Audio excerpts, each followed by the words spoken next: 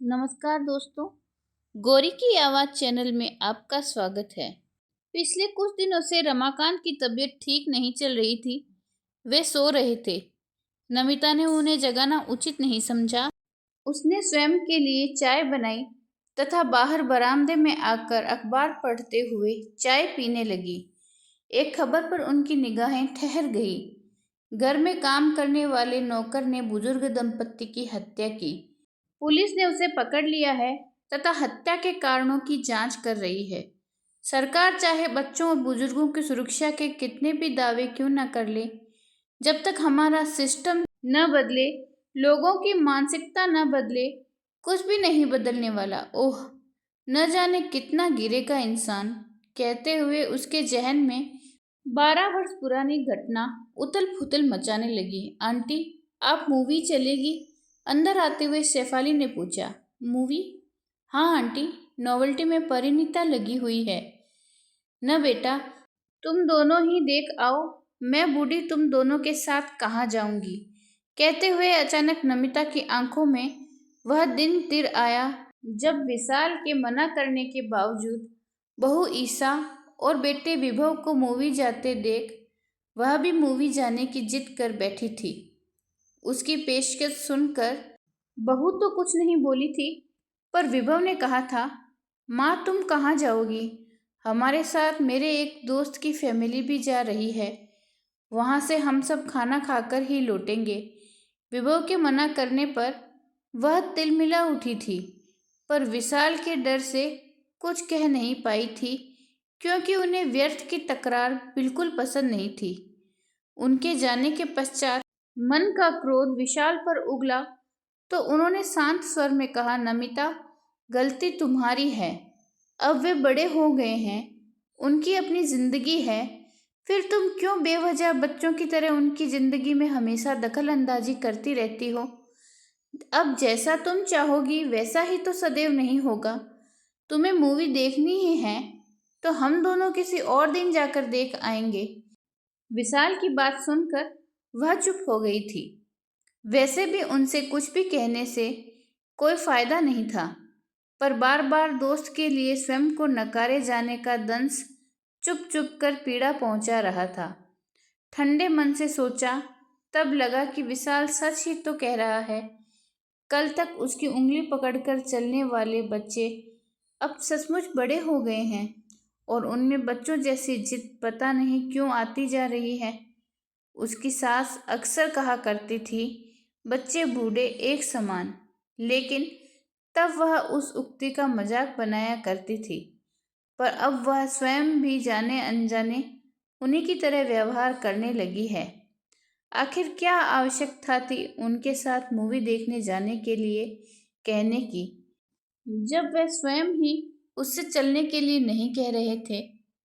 वहीं विभव था, जिसे बचपन में अगर कुछ खरीदना होता या मूवी जानी होती तो पापा को स्वयं कहने के बजाय उनसे सिफारिश करवाता था। सच, समय के साथ सब कितना बदल जाता है। अब तो उसे उसका साथ भी अच्छा नहीं लगता, क्योंकि अब वह उसकी नज़रों में दकियानूसी, पुरातनपंथी या उससे अधिक शब्दों में ओल्ड फैशन्ड हो गई है, जिसे आज के ज़माने के तौर तरीके नहीं आते, जबकि वह अपने समय में पार्टियों की जान हुआ करती थी। लोग उसकी जिंदा दिली के कायल थे। समय के साथ उसमें परिवर्तन अवश्य आ गया है, पर फिर भी उसने सदा समय के साथ चलने की कोशिश की है। पर अब तो उनका व्यवहार देखकर उनके साथ कहीं जाने का मन नहीं करता है। किसी ने सच ही कहा है, बचपन में 1 से 5 के बच्चे के लिए माँ से प्यारा कोई नहीं होता। बाल्यावस्था में 5 से 12 वर्ष तक माँ उसका आदर्श होती है।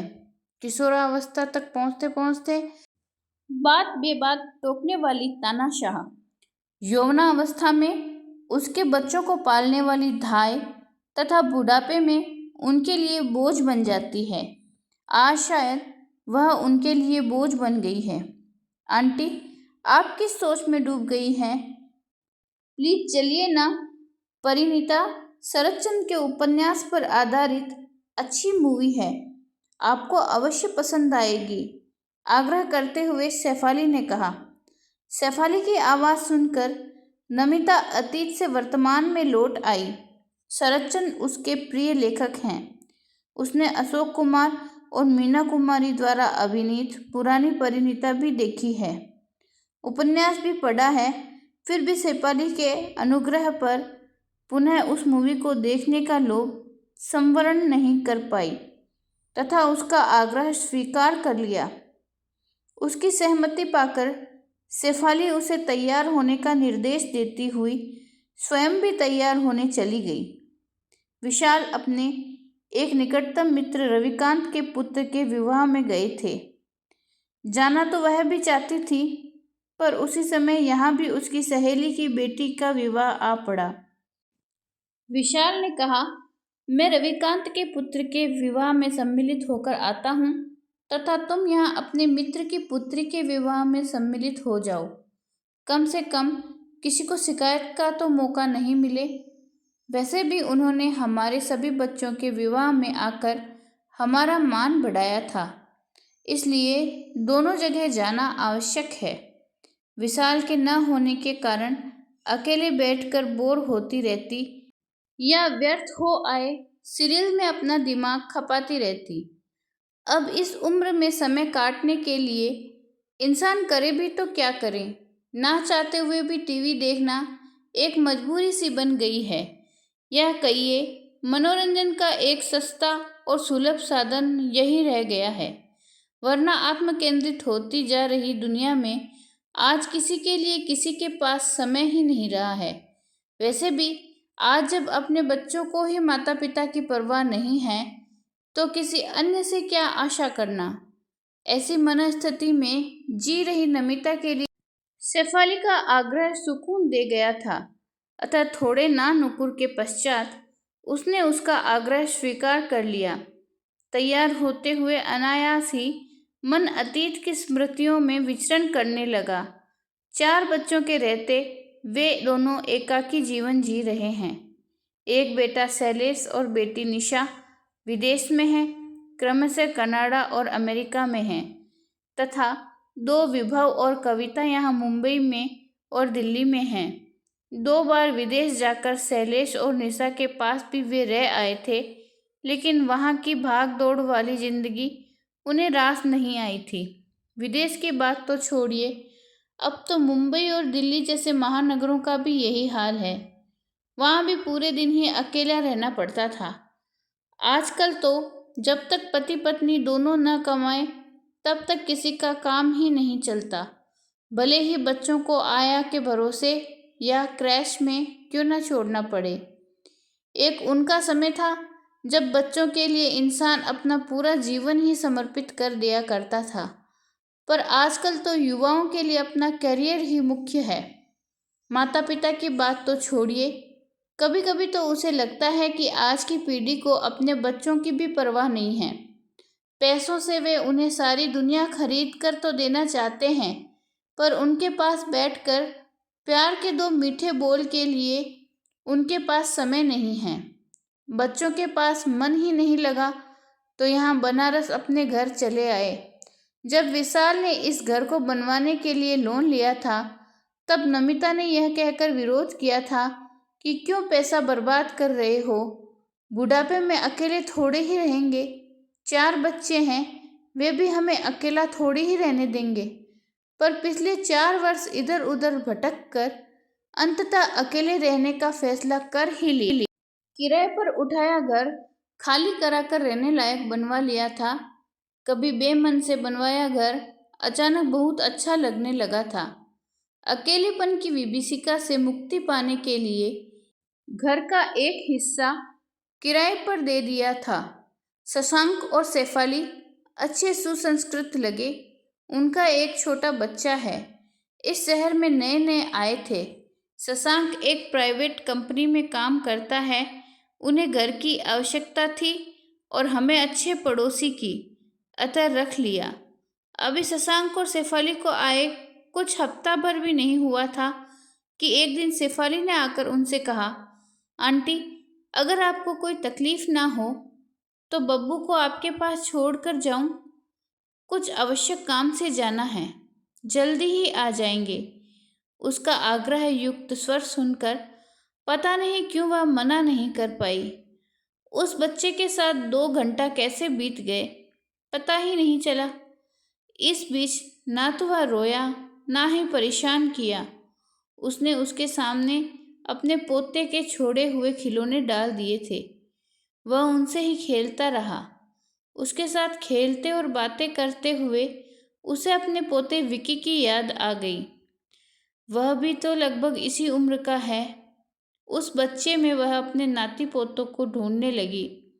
उस दिन के बाद तो नित्य का क्रम बन गया। जिस दिन वह नहीं आता, वह शाम को आवाज़ देकर उसे बुला लेती। बच्चा उन्हें दादी कहता तो मन भाव विभोर हो उठता। धीरे धीरे शेफाली भी उसके साथ सहज होने लगी थी। कभी कोई अच्छी सब्जी बनाती तो आग्रहपूर्वक उसे दे जाती। एक दिन उसने उसे अपने पैरों में दर्द निवारक दवा लगाते हुए देख लिया तो उसने उससे दवा लेकर आग्रहपूर्वक लगाई ही नहीं, नित्य का क्रम भी बना लिया। कभी कभी वह उसके सिर की मालिश भी कर दिया करती थी। कभी कभी उसे लगता इतना स्नेह तो उसे अपने बहू बेटों ने भी नहीं दिया।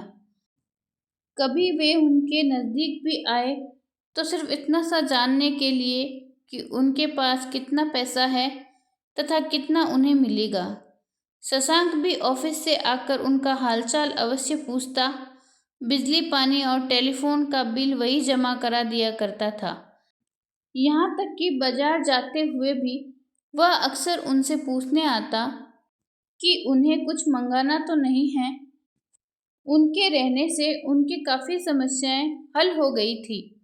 कभी कभी उसे लगता अपने बच्चों का सुख तो उन्हें मिला नहीं, पर इस बुढ़ापे में भगवान ने उनकी देखभाल के लिए इन्हें भेज दिया है। विशाल ने उसे कई बार चेताया कि किसी पर इतना विश्वास करना ठीक नहीं है, पर वह उनको यह कहकर चुप करा दिया करती कि आदमी की पहचान है मुझे, ये संभ्रांत और सुशील हैं, अच्छे परिवार के हैं, अच्छे संस्कार मिले हैं, वरना आज के युग में कोई किसी को इतना ध्यान नहीं रखता है। आंटी जी, आप तैयार हो गई? शशांक ऑटो ले आए हैं। शेफाली की आवाज़ से नमिता को विचारों के बवंडर से बाहर निकाला। आजकल न जाने क्या हो गया है। उठते बैठते खाते पीते अनचाहे विचार आकर उसे परेशान करने लगते हैं। हाँ बेटी, बस अभी आई, कहते हुए पर्स में कुछ रुपए यह सोच कर रखे कि मैं बड़ी हूँ, आखिर मेरे होते हुए मूवी के पैसे वे दें, उचित नहीं लगेगा। आग्रह कर मूवी की टिकट के पैसे उन्हें पकड़ाए। मूवी अच्छी लग रही थी। कहानी के पात्रों में वह इतना डूब गई कि समय का पता ही नहीं चला। इंटरवल होने पर उसकी ध्यानावस्था भंग हुई। इंटरवल होते ही शशांक उठकर चला गया तथा थोड़ी देर में पॉपकॉर्न तथा कोको कोला लेकर आ गया। शेफाली और उसे पकड़ाते हुए यह कहकर चला गया कि कुछ पैसे बाकी हैं, उन्हें लेकर आता हूँ। मूवी प्रारंभ होने भी नहीं पाई थी कि बच्चा रोने लगा। आंटी, मैं इसे चुप कराकर अभी आती हूँ, कहकर शेफाली भी चली गई। आधा घंटा हुआ, 1 घंटा हुआ, पर दोनों में से किसी को भी न लौटते देखकर मन आशंकित होने लगा। थोड़ी थोड़ी देर बाद मुड़कर देखती, पर फिर यह सोचकर रह जाती कि शायद बच्चा चुप न हो रहा हो, इसलिए वे दोनों बाहर ही रह गए होंगे। सच में छोटे बच्चों के साथ मूवी देखना कितना मुश्किल है, इसका एहसास है उसे। उसके स्वयं के बच्चे जब छोटे थे तब टॉफ़ी बिस्किट सब लेकर जाने के बावजूद कभी कभी इतना परेशान करते थे कि मूवी देखना ही कठिन हो जाता था। कभी कभी तो उसे या विशाल जी को उनको लेकर बाहर ही खड़े रहना पड़ता था। नतीजा यह हुआ कि उन्होंने कुछ वर्षों तक मूवी देखनी ही छोड़ दी। यही सोचकर अनचाहे विचारों को झटक कर नमिता ने मूवी में मन लगाने का प्रयत्न किया। वह फिर कहानी के पात्रों में खो गई। अंत सुखद था। पर फिर भी आंखें भर आई। आंखें पोंछकर वह इधर उधर देखने लगी। इस समय भी शशांक और शेफाली को न पाकर वह सहम उठी। कुछ दिनों से वह अकेले घर से निकली नहीं थी, अतः और भी डर लग रहा था। समझ में नहीं आ रहा था कि वे उसे अकेला छोड़कर कहाँ गायब हो गए। बच्चा चुप नहीं हो रहा था तो कम से कम एक को तो अब तक उसके पास आ जाना चाहिए था। धीरे धीरे हॉल खाली होने लगा, पर उन दोनों का कोई पता नहीं था। घबराए मन से वह अकेले ही बाहर चल पड़ी। हॉल के बाहर आकर अपरिचित चेहरों में उन्हें ढूंढने लगी। धीरे धीरे सब जाने लगे। अंततः एक और खड़ी होकर वह सोचने लगी कि अब वह क्या करे, उनका इंतजार करे या ऑटो करके घर चली जाए।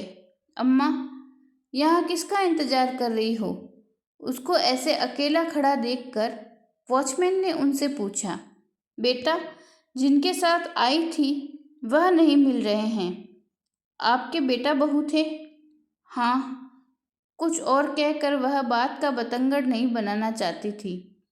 आजकल सब ऐसे ही होते हैं।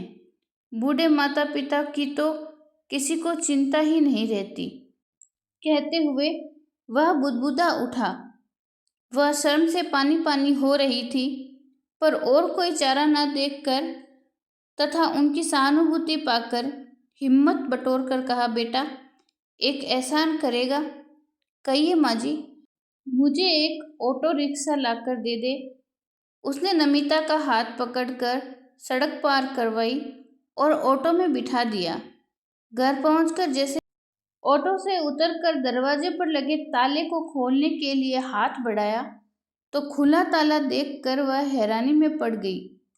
वह हड़बड़ाकर अंदर घुसी तो देखा अलमारी खुली पड़ी है तथा सारा सामान जहां तहां बिखरा पड़ा है। लाखों के गहने और कैश गायब है। मन कर रहा था कि खूब जोर जोर से रोए, पर रोकर भी क्या करती। उसे प्रारंभ से ही गहनों का शौक था। जब भी पैसा बचता उससे वह गहने खरीद लाती। विशाल जी कभी उसके इस शौक पर हंसते तो कहते, मैं पैसा व्यर्थ कहाँ गंवा रही हूँ, कुछ ठोस चीज ही खरीद रही हूँ, वक्त पर काम आएगी। पर वक्त पर काम आने की बजाय उन्हें तो कोई और ही ले भागा। किटी के मिले 50,000 उसने अलग से रख रखे थे। घर में कुछ काम करवाया था, कुछ होना बाकी था, उसके लिए कॉन्ट्रैक्टर को एडवांस देना था। विशाल ने किटी के रुपयों में से उसे देने के लिए कहा था तो उसने यह कहकर मना कर दिया था कि वह इससे अपने लिए कान की नई डिजाइन की लटकन खरीदेगी। कॉन्ट्रैक्टर को देने के लिए जाने से पूर्व ही विशाल जी ने 80,000 रुपये बैंक से निकलवाए थे, पर वायदा करने के बावजूद निश्चित तिथि पर वह न काम करने के लिए आया और न ही पैसे लेने के लिए गया।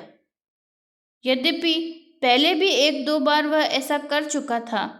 जब भी ऐसा होता वह मजदूरों का रोना लेकर बैठ जाता कि काम करने के लिए मजदूर ही नहीं मिल रहे हैं। उसने अपनी सहेली की पुत्री के विवाह में पहनने के लिए लॉकर से गहने निकलवाए थे, पर विशाल के भी उसी समय पर विवाह में जाने के कारण वह उन्हें वापस नहीं रख पाई थी। सब एक झटके में चला गया। जहाँ कुछ देर पहले वह शशांक और शेफाली के बारे में सोच सोच कर परेशान थी, वहीं अब इस नई आई मुसीबत के कारण समझ नहीं पा रही थी कि क्या करें। फिर यह सोचकर कि शायद बच्चे के कारण शशांक और शेफाली अधूरी मूवी छोड़कर घर न आ गए हों, उन्हें आवाज़ लगाई। कोई आवाज़ न पाकर वह उस ओर गई। वहाँ उनका कोई सामान न पाकर अचकचा गई। खाली घर पड़ा था, बस उसका दिया पलंग और एक टेबल और 2 कुर्सी पड़ी थी। किचन का तो वैसे भी उनके पास ज़्यादा सामान नहीं था। कपड़ों के अतिरिक्त बर्तन के नाम पर उनके पास एक कुकर, कढ़ाई और 2 प्लेट, कुछ कटोरी और गिलास ही थे। राशन का सामान भी पॉलीथीन की थैलियों में ही रखा देख एक बार उसने पूछा तो शेफाली ने झिझकते हुए कहा था, आंटी, इनका नया जॉब है, ज़्यादा कुछ खरीद नहीं पाए हैं। इन्हीं को धो धोकर काम चला लेती हूँ। कोई बात नहीं बेटा, धीरे धीरे सब हो जाएगा, कहते हुए उसने उसका मनोबल बढ़ाया था। तो क्या यह सब उन्होंने किया? अविश्वास से नमिता ने स्वयं से ही पूछा। उसे याद आया वह पल जब वह पड़ोसन राधा वर्मा के साथ विवाह में सम्मिलित होने के लिए निकल रही थी। तब आदतन उसने शेफाली को आवाज लगाकर घर का ध्यान रखने के लिए कहा। तब उसने हसरत भरी नज़र से उसे देखते हुए कहा था, आंटी, बड़ा सुंदर हार है, पूरे 2 लाख का हीरा जड़ित हार है। तब उसने बिना आगा पीछा सोचे स्त्रीयोचित मानसिकता के साथ गर्व से कहा था। अब वह अपने बड़बोलेपन पर पछता रही थी। उन्हें कैश और जेवरों के बारे में सब पता था, तभी शायद उन्होंने यह साजिश रची थी। विश्वास न होने के बावजूद सारे सबूत उसकी ओर ही इशारा कर रहे थे। अब चोरी से भी ज्यादा दुख तो उसे इस बात का था कि जिन पर उसने विश्वास किया उन्हीं ने उसकी पीठ में खंजर भोंका।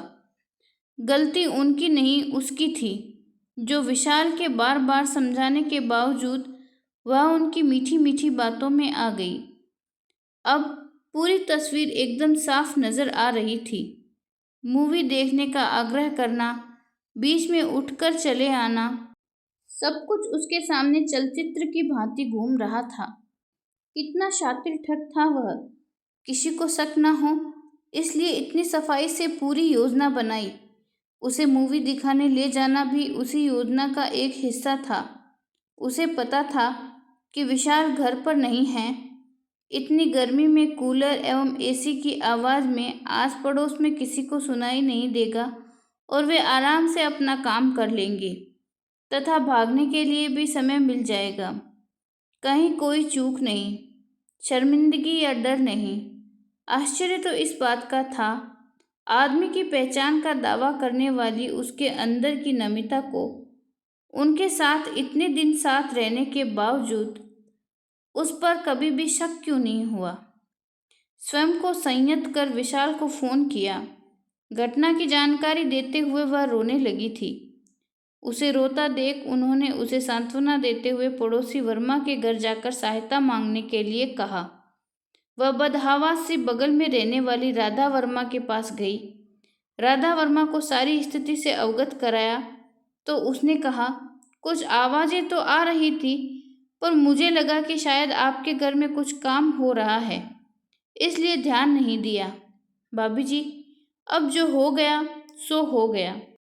परेशान होने या चिंता करने से कोई फायदा नहीं है। वैसे तो चोरी गया सामान मिलता नहीं है, पर कोशिश करने में कोई हर्ज नहीं है। चलिए एफआईआर दर्ज करवा लेते हैं। वर्मा साहब ने सारी बातें सुनकर उससे कहा। पता नहीं वर्मा साहब की बातों में उसके लिए दुख था या व्यंग था, पर सोच कर रह गई कि जो सच है वही तो वह कह रहे हैं। अब ऐसे समय में 10 लोगों की 10 तरह की बातें तो सुननी ही पड़ेगी। उनके साथ जाकर एफआईआर दर्ज करवाई। पुलिस इंस्पेक्टर ने नमिता के बयान को सुनकर कहा, इस तरह के एक युगल की तलाश तो हमें काफ़ी दिनों से है। कुछ दिन पहले हमने पेपर में सूचना भी निकलवाई थी तथा लोगों से सावधान रहने के लिए कहा था, पर शायद आपने ध्यान नहीं दिया। वह कई जगह ऐसी वारदातें कर चुका है, पर किसी का भी बताया हुआ हुलिया कभी उससे मैच नहीं करता। शायद वह विभिन्न जगहों पर विभिन्न वेशों में विभिन्न नाम का व्यक्ति बनकर रहता है। वह कई भाषाएं भी जानता है। क्या आप उसका हुलिया बता सकेंगी? कब से वह आपके साथ रह रहा था? नमिता को जो जो पता था उसकी सारी जानकारी पुलिस को दे दी। पुलिस ने जिस ऑफिस में वह काम करता था वहां जाकर पता लगाया तो पता चला कि इस नाम का कोई आदमी उनके यहाँ काम ही नहीं करता। उसकी बताई जानकारी के आधार पर बस स्टेशन और रेलवे स्टेशन पर भी उन्होंने अपने आदमी भेज दिए। पुलिस ने घर आकर मुआयना किया, पर कहीं कोई सुराग नहीं मिल पाया। यहाँ तक कि कहीं उनकी उंगलियों के निशान भी नहीं पाए गए। लगता है यह वही युगल है जिसकी हमें तलाश है। बहुत ही शातिर चोर है, पर कब तक बचेगा हमसे। हम लोग कई बार सिविलियन से आग्रह करते हैं कि नौकर और किराएदार रखते वक्त पूरी सावधानी बरतें, उसके बारे में पूरी जानकारी रखें, मसलन वह कहाँ काम करता है, उसका स्थायी पता, फोटोग्राफ इत्यादि। पर आप लोग तो समझते ही नहीं हैं। जब वारदात हो जाती है तब आते हैं, इंस्पेक्टर ने आक्रोशित स्वर में कहा। इंस्पेक्टर साहब, हमारा सामान तो मिल जाएगा। इंस्पेक्टर की बातों को अनसुना कर नमिता ने पूछा। माँ जी, कोशिश तो कर रहे हैं, आगे ईश्वर इच्छा। वैसे इतना केस और जेवर घर में रखने की क्या आवश्यकता थी? वह आपका किराएदार था, इसका कोई प्रमाण है आपके पास? किराएदार? इसका हमारे पास कोई प्रमाण नहीं है। इनकम टैक्स की पेचीदगी से बचने के लिए विशाल ने कोई एग्रीमेंट ही नहीं करवाया था, उनसे किराए की रसीद भी नहीं लेते थे। सच में थोड़ी सी परेशानी से बचने के लिए उन्होंने स्वयं को अपराधियों के हवाले कर दिया था। प्रारंभ में कुछ एडवांस देने के लिए अवश्य कहा था, पर जब उन्होंने असमर्थता जताई तो पता नहीं क्यों उनकी मजबूरी देखकर मन पिघल गया। उस समय यही लगा कि हमें पैसों की आवश्यकता तो है नहीं, हमें तो सिर्फ अपना सूनापन बांटने या घर की रखवाली के लिए अच्छे लोग चाहिए। उनकी बातों से नफासत टपक रही थी। एक बच्चे वाला युगल, संदेह की कोई बात ही नजर नहीं आई, अतः ज्यादा जांच पड़ताल किए बिना उन्हें रख लिया। उन्होंने जो बताया वही सच मान लिया। इंस्पेक्टर की बात सुनकर नमिता मन में सोचने लगी, यही तो गलती करते हैं आप लोग। बिना एग्रीमेंट करवाए किराएदार रख लेते हैं। एग्रीमेंट करवाया होता तो उसमें सब कुछ दर्ज हो जाता। अब किसी के चेहरे पर तो लिखा नहीं रहता कि वह शरीफ है या बदमाश। वह तो गनीमत है कि आप सही सलामत हैं, वरना ऐसे लोगों का अपने मकसद में कामयाब होने के लिए किसी का खून भी करना पड़े तो पीछे नहीं रहते। उसे चुप देखकर इंस्पेक्टर ने कहा। इंस्पेक्टर की कड़वी बातें सुनकर भी वह चुप रही। सचमुच परिस्थितियां कभी कभी अच्छे भलों को भी बेवकूफ़ बना देती हैं। भरे मन से घर लौट आई। दूसरे दिन विशाल जी भी आ गए। उन्हें देखकर वह रोने लगी। उसको रोते देखकर विशाल ने कहा, जब मैं कहता था कि किसी पर ज़्यादा भरोसा नहीं करना चाहिए, तब तो मानती नहीं थी। उन्हीं के सामने अलमारी खोलकर रुपए निकालना, रखना सब तुम ही तो करती थी। मुझे ही क्यों दोष दे रहे हो? आप भी तो बैंक से पैसे निकलवाने के लिए चेक उसी को देते थे। उसने झुंझलाकर उत्तर दिया। कई दिन बीत गए पर उनका कोई सुराग नहीं मिला। कभी सोचती तो उसे एकाएक विश्वास ही नहीं होता था कि वह इतने दिनों तक झूठे और मक्कार लोगों के साथ रहती थी। वे ठग थे। तभी तो पिछले 4 महीनों को किराया यह कहकर टाल दिया था कि ऑफिस में कुछ प्रॉब्लम चल रही है, अतः वेतन नहीं मिल रहा है। उसने भी यह सोचकर कुछ नहीं कहा कि लोग अच्छे हैं, पैसा कहाँ जाएगा, मिल ही जाएगा। वास्तव में उनका स्वभाव देखकर कभी लगा ही नहीं कि इनका इरादा नेक नहीं है, पर न जाने क्यों सब कुछ जानते बूझते नमिता अभी भी उन पर विश्वास नहीं कर पा रही थी कि दुनिया में उन जैसे दो मुहा स्वभाव वाले, शालीनता का मुखौटा पहने लोग भी होते हैं। कितना शालीन और सौम्य व्यवहार था उनका। जितना सेवा भाव शेफाली में था, उतना ही शशांक में भी था। जब कभी वह अपने बेटे बहू से उनकी तुलना करती तो मन अजीब सा हो जाता था। समझ में नहीं आता था कि उनकी परवरिश में कहाँ कमी रह गई जो उनके बच्चों ने उन्हें एकदम भुला दिया है। वहीं इन अनजानों ने उन्हें वही प्यार और सम्मान दिया जो वह अपने बच्चों से पाना चाहती थी। क्या कोई किसी की इतनी सेवा और ख्याल रखने का नाटक कर सकता है? वह तो यह सोच सोच कर खुश होती रहती थी कि अभी भी ऐसे लोग इस धरा पर हैं जो अपने माता पिता की तरह दूसरों का ख्याल रख सकते हैं। पर इतने सौम्य चेहरों का इतना घिनौना रूप भी हो सकता है, कभी मन मस्तिष्क में भी नहीं आया था। मुंह में राम और बगल में छुरी वाला मुहावरा शायद ऐसे लोगों की फितरत देखकर ही किसी ने बनाया होगा। तो दोस्तों, आपको आज की कहानी अच्छी लगी हो तो वीडियो को लाइक और शेयर करें और सब्सक्राइब करके बेल आइकन पर क्लिक करना ना भूलें ताकि हमारी वीडियो आप तक पहुंच सके। धन्यवाद।